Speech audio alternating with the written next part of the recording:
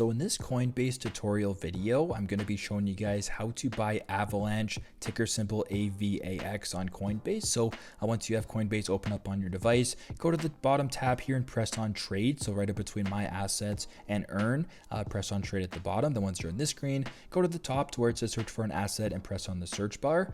Then search up the ticker symbol AVAX. And at the top here, it says Avalanche. That's exactly what we want. So we're going to go ahead and press on Avalanche right here at the top.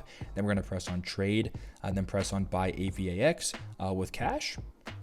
Now in this screen, type in the amount of money you wish to invest into AVAX. So I'm just going to go ahead for this example and press 2 and then press on review order.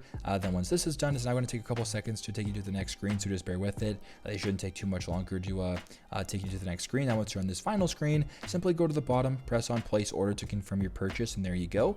That is how you can buy Avalanche, ticker symbol AVAX on Coinbase. And I hope this video helped.